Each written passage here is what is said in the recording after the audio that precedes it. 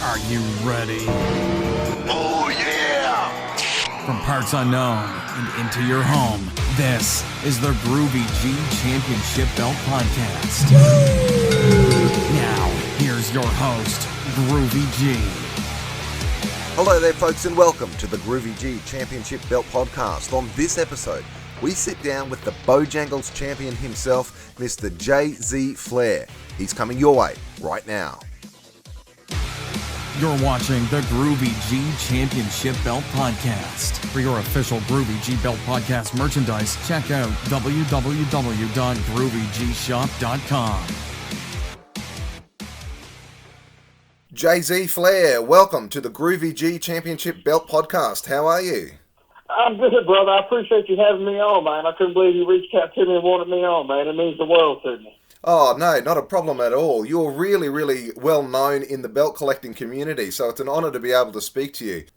Well, let me just say, the pleasure's all on this side, man. Anytime anybody reaches out to me, wants me on their show, man, it means the world to me. Cause it ain't like everybody wants to talk to me. It ain't like everybody wants to listen to me, but the fact you reached out to me means the world, man. And I know this podcast is super popular all over the world, so I appreciate it, buddy. Now, let's start right back at the beginning. How and when did you get into title belts? Do you remember a time or a match or a particular belt that you saw that really just lit up your eyes? Not a doubt in my mind, dude. All you got to do was go back to March of 1998. It might have been April of 98 when Austin come out on the Raw after WrestleMania 14 and Vince handed him that blue block logo Big Eagle belt, brother. That was it. That was my jam, and that was the second I was hooked on belt collecting. Let's get on to real belts. What was the first real belt that you ever got, and how did you come about getting that? Well, my first real belt came about when I had to be 21, 22. I bought it from Wildcat Belts out of Detroit, Pennsylvania. I think I paid roughly $1,500 for it. It was a custom-made belt that I actually helped design. It didn't come out exactly as I had hoped, just because the artwork that I approved is not what I actually got on the belt. But it still was the first time I realized when I held that belt that the belt that Figures Inc. was producing at the time was nothing like what a real championship belt was like. The fact that the plates on those old Big Zinc replicas were 2 inches, the supposed leather on it was still with cardboard, was not flexible. You know, it just opened up my eyes to a whole new world of belt collecting, something that I didn't even realize was possible until I had my first real belt, and then I was pretty much off to the races. What belt was that? Was that the Mad Head Game belt? Yeah, that's absolutely right. That was my Mad Head Game Championship belt, a nickname I actually got from a girl in high school. And sitting here now, I'm actually cooking dinner for my wife, and she's giving me one of them good old go to hell looks. And she just told me that belt could go in the trash. So you know where that belt now resides is actually hidden in my closet and very rarely sees the light of day. And what did you do with the belt? Did you take it out to the clubs? Did you take it out and about to show off? What was the deal with it? It was a custom belt. Yeah, I actually took it to a couple of nightclubs. I had some good times with it. I actually drove around with it on the on the back dash of my car around town. I used to ride around town and hit parking lots, because that's what we do in a small town, is hang out in parking lots, and I'd be out in the parking lot with my belt. You know, just living it up, early J.Z. Flair style, before I became the kind of the short-dressed guy I've become with all the suits and everything. I was actually wearing real suits and just actually living it up, just having a good time, being a wild, crazy guy. Now, what have you got in your current collection? In my current collection, man, I think I've got, last time I counted, I want to say I've got roughly 21, 22 belts. I've got trophy shop belts, I've got real belts, I've got ring used belts, I've got redone replicas, I've got replicas. I've got a little bit of everything, man. You name it, I've had it in my collection. Right now, I'm trying to think off the top of my head. I have a block logo Big Eagle. I I have a re-leathered Winged Eagle, a replica Winged Eagle. I've got a real hardcore championship belt. I've got a big green. I've got an AWA inmate. I've got a NWA big gold. I have a big gold. I have a red velvet dome globe. I have a dome globe that is actually several relief pieces, which is similar to how the dome globe was originally made. I have a custom championship belt that was actually made for me and my wife's wedding. How many things? I have the original ring-used Gals Pro Heavyweight Championship belt, which is a local regional promotion here in North Carolina. I have a custom-made Angels Championship belt that I had made for my wife, which is actually styled after Victoria's Secret Angels line of clothing. I have a replica WWE Big Logo Network, or Big Network logo championship belt. I have the PWX American Heavyweight Championship belt, which is actually used by Caleb Conley instead of Alexander, who's now in WWE.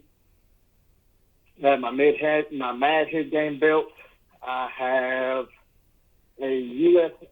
WWE Scratch logo U.S. belt, and then I have a WWE Network logo U.S. belt, which has been put on custom leather. I have a Spaceman Frank Hickey Scientific Wrestling Championship belt, which is going to go to Gals Pro here shortly to be used for them. And Gals Pro is also currently using my North Carolina State Championship belt for their North Carolina State Champion right now, Jimmy Jack Jr.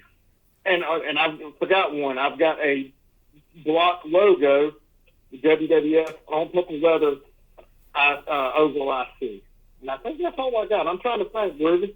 And I can't think of all of them, but I think that's about all of them. And I'm not 100% sure, man, but I got quite a few. Oh, and dude, how could I forget? The Bojangles Heavyweight Championship belt, the Cajun filet spinner, one of the most coveted belts in all of Twitter. People randomly, and when I mean random, I mean randomly, people I've never even heard of before coming after me to try to take my Cajun filet spinner. Well, that's what I was going to ask you about. I forgot that one, man. I can't believe you forgot it either, because I was going to ask what's your favourite belt in the collection, but I'm assuming it's your Bojangles title. Where can you explain to us the idea? Where did that come from? Who made it for you? What's people's reactions to it when you wear it? Oh, there's the Cajun filet spinner, man, is a belt that actually come across me and a female on the Twitter named Super Kim. We're chit-chatting the night, and she said, you're a hell of a Bojangles fan. I said, absolutely. Me and my wife eat it every Sunday. It's kind of our deal. Bojangles is a restaurant here in North Carolina. It's actually all over the South. It's a restaurant that, when I was growing up, it was my grandmother's favorite restaurant, and it was somewhere that me and my friends would go after school pretty much every Thursday. So it's something I grew up loving. It's something I grew up enjoy eating. And so one night on Twitter, we got to, how, I don't know if you're on Twitter or not, but get to talking back and forth, and I come up with this idea for a belt. I said, it ought to be the Bojangles champion.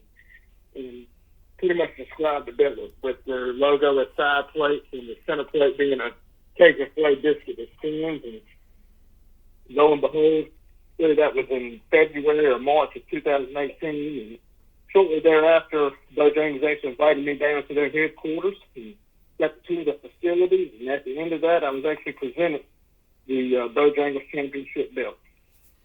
Now, can you explain to me what the hell is a Cajun filet? To me, it looks like a bit of fried chicken between two scones. What is it? I've got no idea what it even is. You know what a biscuit is? Do y'all have biscuits in Australia? I know what a biscuit is. We don't eat them though. And that's what it is. It's a boneless chicken breast, and it's got Cajun seasoning on it, so it's just a little bit spicy. It's not overly spicy. It's just a little bit spicy, and it's breaded, and it's deep fried, and it's put in between. It's put in between, in between the biscuit. Cut that biscuit in half. They butter the top of it, and it's absolutely delicious. Now, we here in the Jay-Z household like to take cheddar cheese and put that on top of it. And sometimes we get a little freaky and we put some egg on top of that cheese too, brother, and we have a chicken, egg, and cheese biscuit. Right, yeah, because the fried chicken isn't healthy enough. You need to add cheese and a fried egg as well, too. And see that's the deal. See, me and my wife are fitness addicts. We work out 5 to 6 days a week. So on Sundays, our deal is we like to go to church, we like to eat on Bojangles, and we like to take a nap. That's the deal, brother. That's our Sundays. That sounds like what we would do. We would.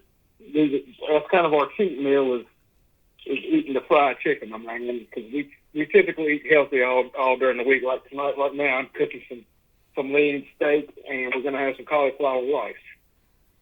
How do you display your belts? You've mentioned you've got like a whole ton of them. How do you display them? Have you got a special cabinet? Are they just put in special spots around the house? How do you put them on display?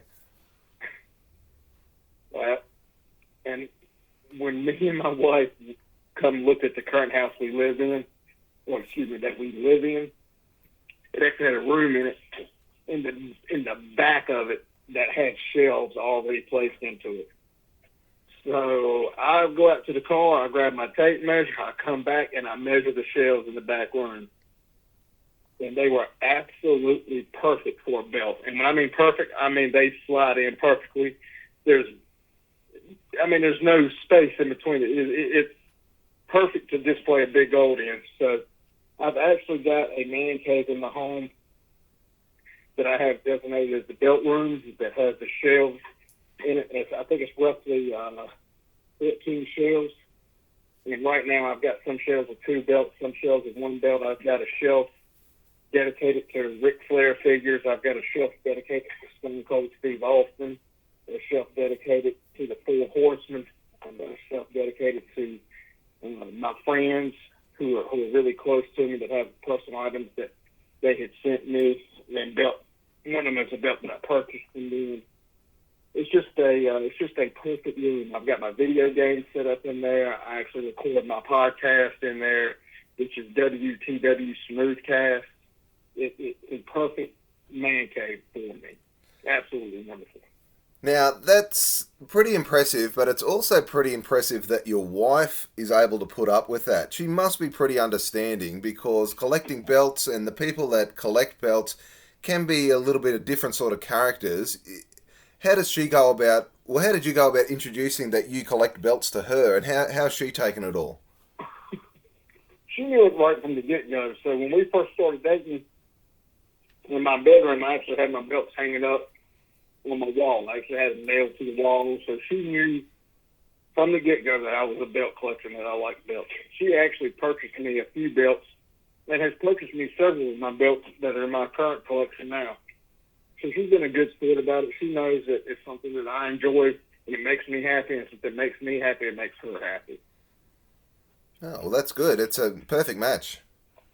Absolutely. It's I don't know if you can hear her in the background, but she's right. It is an expensive hobby, but she is all for it. As long as it makes me happy and we can afford it, she is all for it, and it's been absolutely wonderful. How do you go about cleaning your belts and taking care of them? Have you got a ritual? Have you got a special cloth? Have you got a special day that you do it on? Typically what I do is if I actually touch them, I'll go about, and I have a bowl, I have a special cloth, and and people don't understand unless they own real belts, but it's something that you might as well sit back and be ready, because you're going to spend at least 45 minutes to an hour cleaning each belt, because you're going to have to get in those grooves on a real belt. So I have my bowl. I fill it up with some lukewarm, semi-warm water. I don't want piping hot. I take just a little bit of mild soap, and I mix it up, and I take my cloth, and I try to clean every crevice that I can, and then I come back with Q-tips. And I take those Q-tips and I get in as deep as I can on every single nook, cranny, whatever I can find, and get all that stuff out.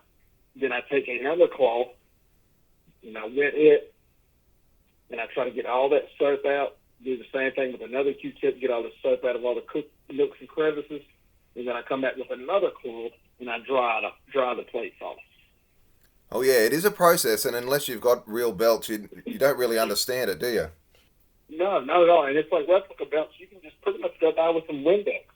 And when I use Eagle Vision 2020, which is an ammonia-free Windex in the replicas, but you can't do that with a real belt. You can get away with it for like a minor cleaning, but when I go to a convention or I make an appearance, I always go back and I make sure I clean my belts really, really well, because you've got to take care of them. They're kind of like an investment. If you take care of them, you will typically get your money back out of them. But if you don't take care of them, you'll never get your money back out of them. So I was going to ask you as well too, that you obviously take your belts out for live shows and things like that. Have there been any worse things that people have done to your belts when you've taken them out? The worst thing that has ever happened to me was I took my big green to Charlotte, North Carolina at the last NWA Legends. And people that are familiar with the big green know that it's actually a closure shop belt, and it has a man standing on the front of it holding up another belt. I took it to a show. A kid asked to see it, and then he tried to pull the man off the front of the belt. That was probably the worst thing that's ever happened to me. Luckily, he didn't damage it, but it was definitely like, well, let me get that thing back before you mess this belt up, man. I can't be having all that mess. What do you think it was, like an action figure or something that snapped off? I assume so. I don't know what he thought that belt was, but his dad asked to see it, and I didn't mind showing it to his dad, and then the next thing I know, the dad hands it to the kid, and he starts trying to pull stuff off. I was like, oh, no. Don't be messing that thing up, man. Because I highly doubt his dad could afford to fix it. What's some of the coolest stuff that you've seen people do with your belts? Let's see. I've seen my belts being used I know Leather Rebels used one of my belts in some of my photos for an advertisement in a magazine in the United Kingdom. My belts have actually been used as advertisements for Top Rope belts. My belts have been used for advertisements for Bojangles here locally. My belts have seen a lot. I love collecting, but I also love showing my belts off. So I love when people actually enjoy taking photos with them, with me. It's one of the best things about collecting belts is the fact that they garner so much attention. When people come visit me in my home for the first time, that's the first room they want to see is, why am I so crazy about belts? And then you see that people are actually closet wrestling fans, and then they've got to be able to hold them. They've got to be able to take photos with them. And then they start telling you about times they remember this belt. Or they want to know why this belt is in the collection, why it's so popular. It's really an amazing hobby. It is, and that's what makes you, I guess, a little bit different from other collectors, is that you don't have any qualms showing off what you've got, showing off your collection. Whereas, I guess in the past, a lot of collectors kept a lot of things private. Why do you think that a lot of people like to keep things private? Is it because they're trying to be like the wrestlers, trying to be kayfabe, trying to keep things secret? Or is it that you get asked too many questions when you have belts and people want pictures all the time? What do you think there's the secrecy for? In all honesty, I think some people, it really depends on the person. I think some people just love to have a private life, and they don't want to be bothered with a bunch of questions about their stuff, and that's just the way they are. And I'm the exact opposite, man. I love being able to share what I have. I love being able to answer questions. I love the attention that it brings. There's no need to lie about it. I absolutely love engaging with people. And some people are hermits and don't want to be bothered. They just want to enjoy their possessions all alone. And I don't see the joy in that. If I owned some really popular stuff, I would be all over letting people take pictures with it and enjoying it just as well as I have. I don't see the need in having something that you can't share it with people. Seems like a waste, in my opinion. And then you have some people that don't want to share it because they've got it illegally, or I don't want to say illegally, but know that if somebody comes to knock it, such as the WWE, that they would have to turn it over and just don't want to have to do that. And that I understand for kayfabe and a belt. Now, you talked about you liked interacting with people. What are some famous people, or I guess some cool people that you've met through the hobby? In all honesty, I think the most famous person that I've met through belt collecting is Conrad Thompson, who has actually opened the door for me to meet other people. I've actually got to know Dr. Tom Pritchard through belt collecting. He is also a belt mark himself, and I actually got to talk with him because he actually liked my Big Green and thought it was one of the closest belts he'd ever seen to the original Big Green. And we had a good conversation about that. Shane Helms, who is a big customer of Top Rope Belts. I got to meet him through Randy Jackson and collecting belts. And I believe that's about it as far as belt collecting goes, as far as people I've got to meet. Have you got a favourite replica belt? The new Winged Eagle, even though it is not WWF logo, in my opinion, is a phenomenal replica belt. I had Lucky Hands not make me one, but he actually done a belt mod where he attached the bars to the backside of the plate and put it on real leather, and it is a very, very, very nice replica, and it's almost indistinguishable from a real belt unless you really know what you're looking at. Some people actually who aren't belt marks like me can't tell the difference in between that belt and a real WWF Winged Eagle. That's the thing. The replicas have gotten better over the years. I'm probably a bit surprised. Well, I don't know if it's surprised is the right word, but I don't know why the WWE won't put out replicas of the old NWA belts, because that would really put a stop to the bootlegging market altogether, I guess. Yeah, and I think so too. And I think some of the reason why the bootleg market is really taking off is because of the unavailability of these belts.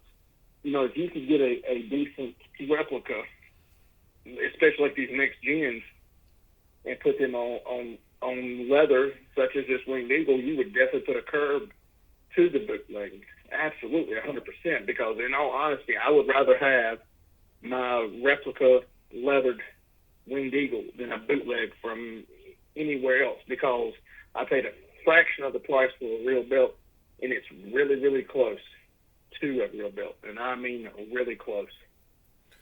What's your opinion on bootlegs? I can see why people have them. Belt collecting is an expensive hobby, and you touched on the availability. Some designs aren't available to the general public through, I guess, the normal means. But what's your opinion on bootlegs? I, per se, don't have an issue with them. I don't like when people take them and say, hey, this belt right here, even though it's an illegal copy, is just as good as the one that you can get from Dave Milliken or Top Elite Belts. Or they take a Pakistani version of it and say it's just as good as an American version of it.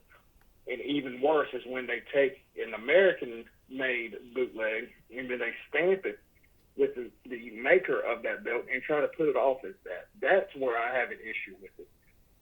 You know, be responsible of what you have, admit to what you have, and people need to realize that, yeah, zinc is zinc is zinc, but the belts that are made in Pakistan are not as good as what's made in America. And I don't care how close your art is to the original, it's not going to be as accurate to the ring used. It never is. Even Dave Milliken and Reggie Parks' U.S. 10 pounds of gold, 10 pounds of silver, is not accurate to the original 10 pounds of silver. I have held the 10 pounds of silver, and seeing what they give out or what they sell, it's not close. There is a definite difference in the ring-used belt and the ones that they produce. Even though they are the original maker of it, there is a difference. And I don't want to go into that difference because I don't want to give it away, but there is a noticeable difference. I was going to ask you, you talked about that 10 pounds of silver. You've also had your hands on the original big gold belt. What's that like in person? What did you do when you held it for the first time? Is there anything different about it that doesn't come across in photos? What's it like holding that belt? The first time I held it, it's just like I am now. It leaves you speechless. Because when you first hold it, the first thing that popped in my head was Goldberg winning it from Hogan in '98. And I hate to say that, but that was the most prevalent memory of mine from growing up. Because I didn't get to grow up watching Ric Flair win it. I didn't get to grow up watching Sting win it, except for Starrcade '97. I didn't get to live the time of the NWA and watching all the real greats defend it, such as Dusty Rhodes. So to think of that this belt, which was used from '86 to 2000, which was held by so many people, and there I am sitting there holding it, it's kind of mind-boggling, especially for somebody who is a belt fan like I am. And there's no belt like it, Groovy. There's nothing like it. And I can't put it into words just because it's not something that people can understand until they actually get to hold it and spend some time alone with it. Because you think about that history. You think of everything you've done in 14 years. And there's no way you can ever put that into words. Is there anything, like you mentioned with the 10 pounds of silver, that's a little bit different than what Milliken and Parks make for the public? Is there anything about the big gold that took you by surprise? The fact of every angle you look at it, the belt looks different. If you look at it at a even level where the plates are level with your eyes, it looks flat. And I mean absolutely flat. But if you hold it at certain angles, it looks like it has sharp edges on it that could actually cut you. And then when you look at it head on, it looks like it's just deep. And I mean deep, deep. But it's actually not. It's actually roughly like 2 or 3 millimeters thick. It's a thin belt. Yet it's so heavy because it's that sterling silver. It's just an amazing belt. There's no other belt like it. And I wish I could compare it to the original Dome Globe, but I've never got to hold that, and I don't think I ever will. But it's just a belt that means so much to belt collecting. I've never seen a replica get anywhere close to it. I have held the other Crumb Rind replicas that Dave Milliken offers. Nothing comes close. Nothing. No belt in my collection comes close to it. And I've had 1, 2, 3, 4, 5, 6.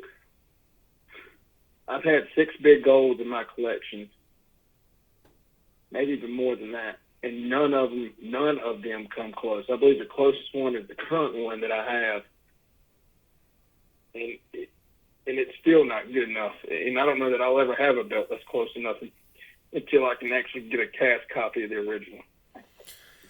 And is that because of the thickness of the replicas that people make, or is it just the design, or is it a whole lot of things? It's a combination thereof. It's the rope border. Nobody has got the rope border right yet, and nobody.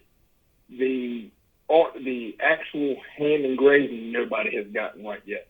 The crown, nobody has gotten right yet. The globe, nobody has gotten that belt anywhere close to what it is. A lot of people have maybe got it like 80%, but you're still so far away. And if you look at pictures of any other belt next to the big gold, you can immediately tell which one is the Crumb Rind big gold. There's no doubt in my mind that nobody has come close. And a lot have tried, and a lot have done really well. And I'm not saying that the big golds out there aren't good. They're great. There's a lot of great big golds out there, but they don't come close to the original. Okay, let's get into how you stumbled upon Belt Talk. Ooh. In all honesty, I think I was looking at pictures of the Big Eagle, the WWF block logo Big Eagle. Because that's generally the way. I reckon I Googled images of it and just come across it, and I was like, and I think that was the first time I realized that there are actually other people out there who are crazy about belts like me. I always thought I was the only one. In all honesty, I thought maybe there was a handful of people, maybe like 20 people out there that like belts. I had no idea. No idea on earth. There was as many crazy people as me out there. And that's generally the way most people come across belts in the belt collecting community is through Belt Talk. What do you think about the influx of Facebook groups now that are about belt collecting? I think the Facebook groups are absolutely tremendous. And I'm actually a member of of several of them under a fake name that I'm not going to give out. But I think they're misleading people. They're letting people get away with stuff that they shouldn't be getting away with and giving them a bunch of false information. Me and Dan don't see eye to eye on a lot of things, but I don't think he's ever lied to anybody about the quality of a belt. And in all honesty, how a bootleg will never sell for as much as a real copy from the person who made the original belt. But it's never going to hold the value like a real belt has it. And obviously, it's shown in the market that a belt made by Dave Milliken has only gone up, and that's because people are going to want a closest copy as possible to the original. Even a WWF logoed winged eagle goes for a whole lot more than any other variation. And there are differences in them, but they're not readily noticeable. And it's amazing how much more money they're worth. What's some of the strangest things that have happened to you as a result of this hobby? Well, so my relationship with Conrad Thompson is actually all because of belt collecting. He actually saw some pictures that I had took of my wife holding my big gold, and loved the photographs that I take of my belt, loved the photographs I take of my wife and my belts together, and we just struck up a conversation. He invited me down to Alabama, and pretty much the rest is history, dude. I've met so many people from belt collecting. I have so many friends that I talk to every day that I see 2 or 3 times a year all over America because of belt collecting. So who are some of the best guys in the hobby? Hands down, my favorite is Super Dave Miller. Hands down. I remember when I first found that real belts were something that people collected, and I thought that there was a group of like 13 or 14 people that were into belts as much as I was. The first picture that really blew me away was Super Dave laying on the floor, covered in belts from head to toe. He had his arms stretched out. They were covered in belts. It was just like, I like this guy. I don't know him, but he has got to be one cool guy. And on my honeymoon, I actually got my wife to take me, actually it was her idea, to take me to NWA Legends Wrestling Convention, and I got to meet Super Dave for the first time. And I was actually awestruck. And me and Dave talk daily since then, and probably since before then. Me and him talk every day. And, I mean, it's just been a great friendship. And I made so many friends. I made friends in California, made friends with you in Australia. I've got friends in England. I've got friends in Sweden. I've got friends. I mean, it's people everywhere, all because of belt collecting. Well, that's the best guys in the hobby. What about the biggest jerks in the hobby? Oh, the biggest jerks in the hobby. Oh, man, I don't like talking trash about people. I'm trying to think.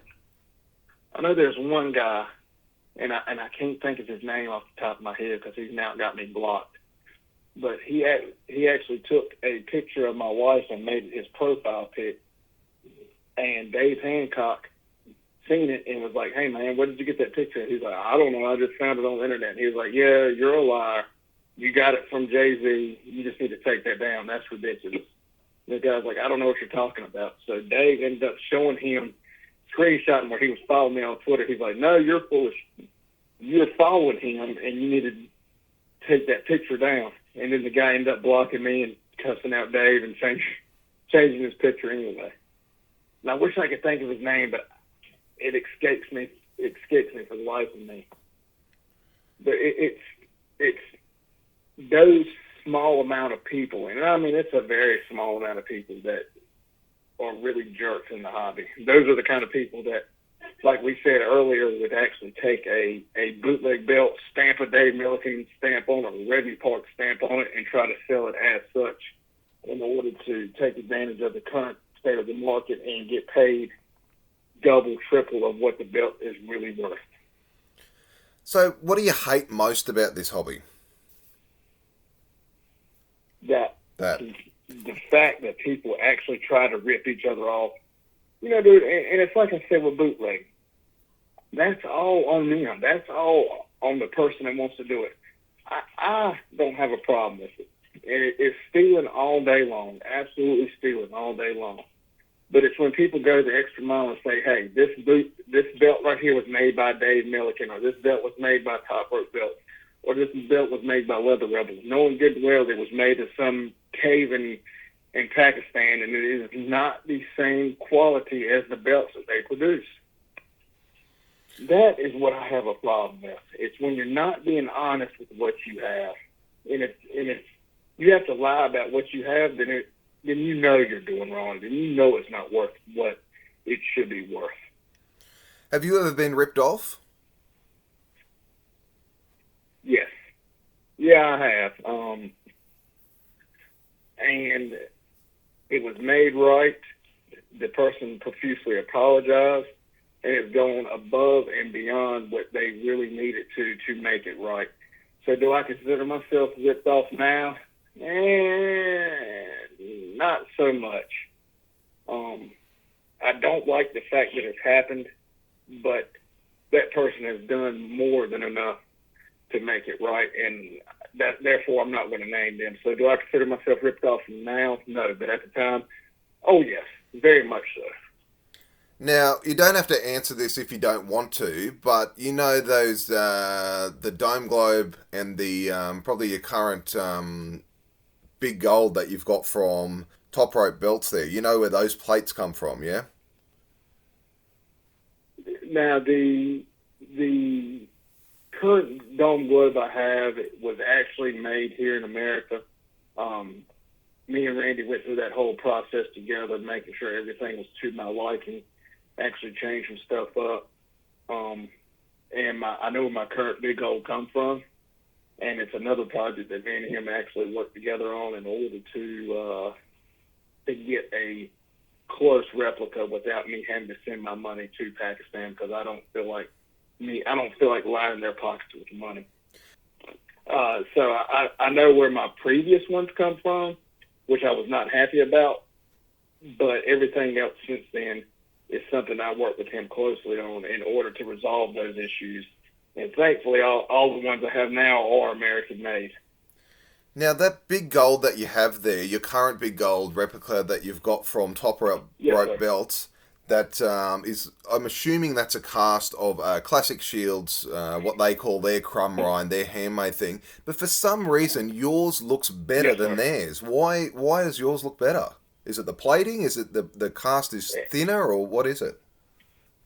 In all honesty, I think it's because the cast is thinner, and that's what actually makes it stand out, is the fact that it's not deep. And that's what people don't realize about the original Big Gold. It's not a deep cast. I mean, it's not a deep carve. And I don't know what crumb rind does, and even if I did know, I wouldn't go into it. But their style of engraving is something that I've never seen before on a belt. I went to a gentleman's house roughly 8-9 months ago, and I was looking at his belt buckle collection, and one stood out to me more than any other. And I pointed at it, and I said, I guarantee you my whole paycheck that is a crumb rind belt buckle. And the lady that was listening was like, how do you know that? I was like, I don't want to admit how I know that, but I know that. And so she picked it up and flipped it over, and lo and behold, on the back of it was crumb rind. And she was like, how did you know that? And I was like, yeah, I'm not going to tell you because, it's a work deal, and I was kind of embarrassed about it. And it was such a different style of engraving that it's unique. It stood out. And, I mean, this guy probably had 20, 25 belt buckles, and that one stood out. So she come to my office later, and she seen the picture that I have of the Big Gold, and she looked at it, and she was like, that's how you knew, because that belt right there looks a whole lot like my daddy's belt buckle. And I'm like, yes, ma'am, that is made by the same company. And this is a one-off that they did for the NWA, well, actually Jim Crockett Promotions. And I'm sure she didn't care at all because she's not a wrestling fan at all. But I said Crumb Rind was a rodeo belt buckle maker, and they made that belt. And their style is so unique that it stood out like no other. Now, you've talked briefly about your relationship with Top Rope Belts and Randy Jackson there. How did that come about? Is it just that he's the local belt maker in the area, or how did that relationship come about? Well, that came about because I wasn't happy with what I got from Wildcat Belts, and I wanted a Big Gold, and I was cruising cruising the internet, and I was stuck between Top Rope or Dave Milliken. So I was looking, and I was like, the Top Rope belt is cheaper. I think Dave Milliken's was like $2,100 or $2,200, and I wasn't extremely pleased with the way it looked. And I didn't have the knowledge that I did now. And I was like, well, let me go with Top Rope belts. He's a local guy, and it's cheaper, and I like what I see. I like the fact that I could get that belt any way that I wanted it. So I went ahead and ordered it, and I believe it was about $1,700 for my first big gold.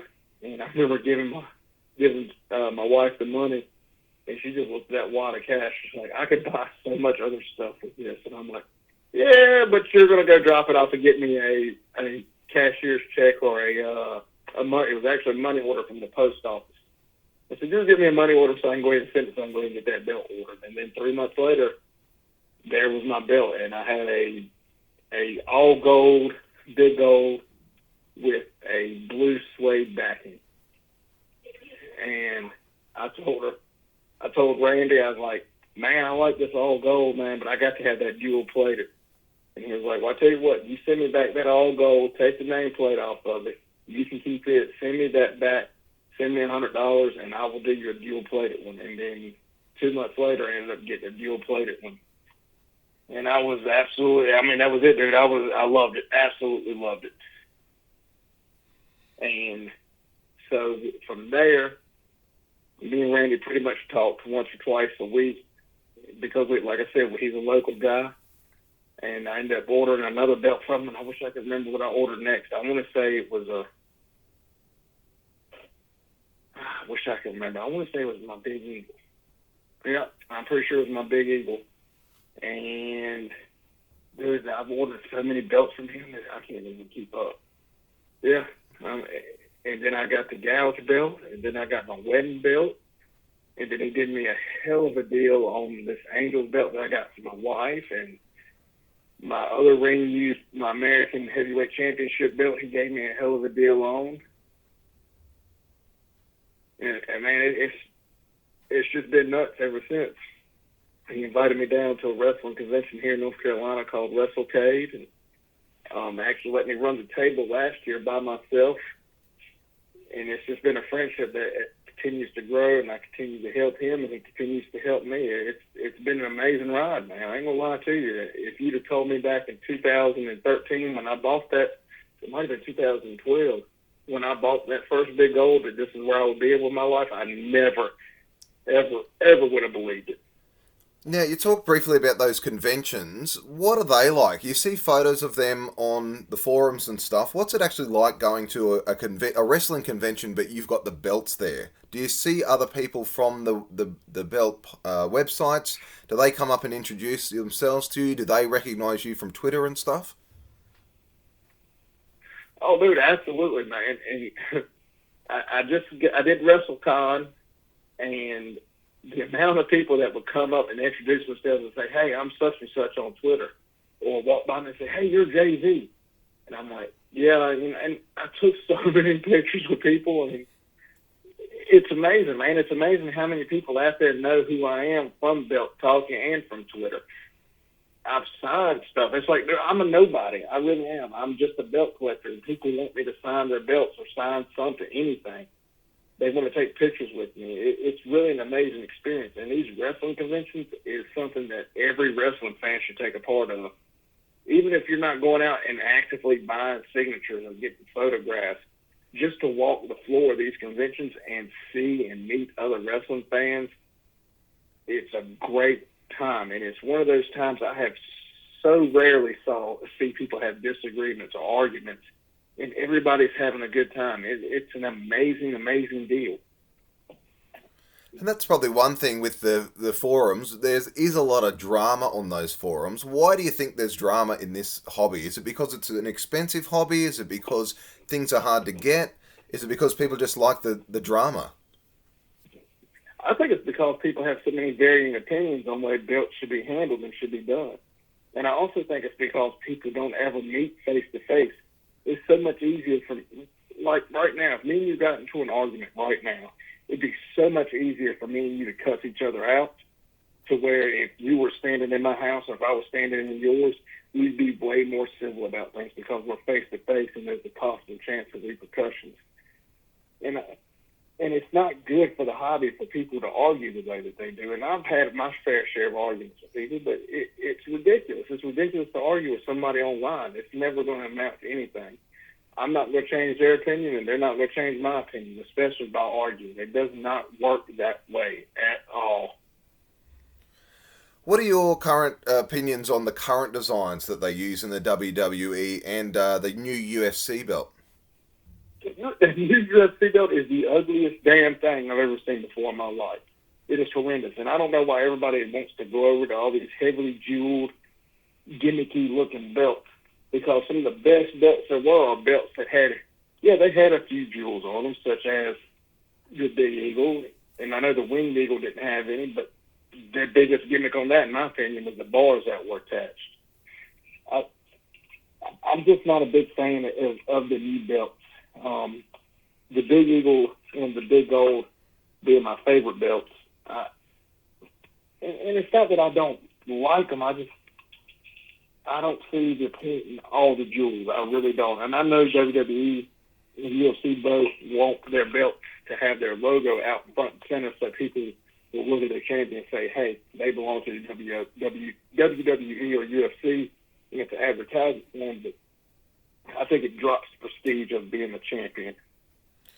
I don't think it's not a good look for the championship belt.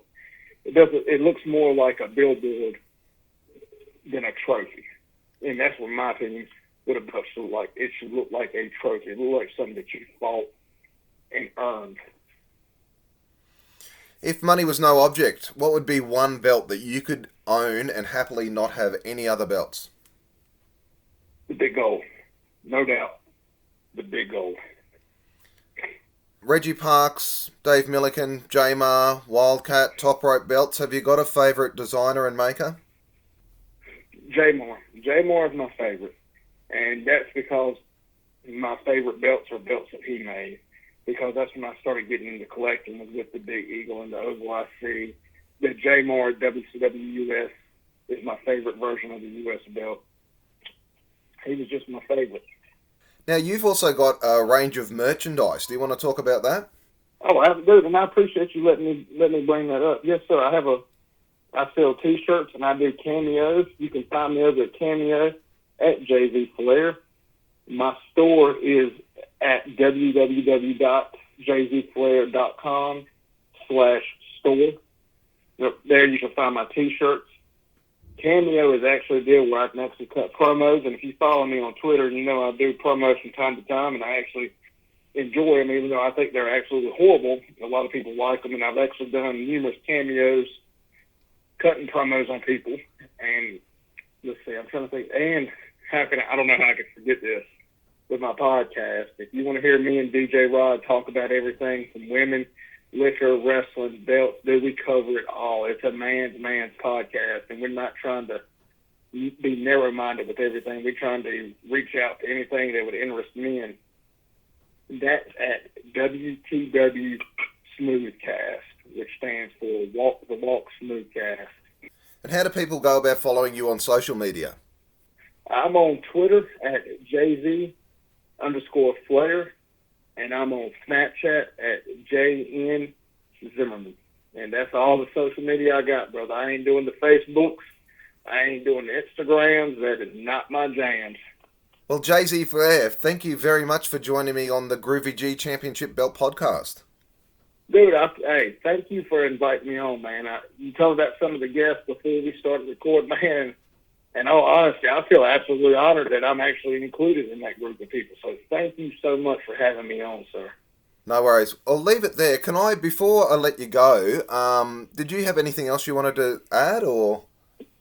Absolutely. Before we get off of here, make sure that if you live in the southeast part of the United States, go to Bojangles, get your biscuit, take a picture of it, tag me in it, send it to me. I absolutely got to make sure I get who I champion for over. You're watching the Groovy G Championship Belt Podcast. For your official Groovy G Belt Podcast merchandise, check out www.groovygshop.com. Now, let's take a sneak peek at what's coming your way on the next Groovy G Championship Belt Podcast. On the next episode of the Groovy G Championship Belt Podcast. Well, we've seen replicas, we've seen belts made by Jamar and Reggie Parks. On the next episode of the Groovy G Championship Belt Podcast, we'll be taking a close-up look at a Dave Milliken-made WCW World Heavyweight Championship. Until then, make sure you don't miss a thing by subscribing to this YouTube channel, and you can join in the conversation on Twitter at Groovy G Belt Show or on Facebook. Until then, take care. It's bye for now.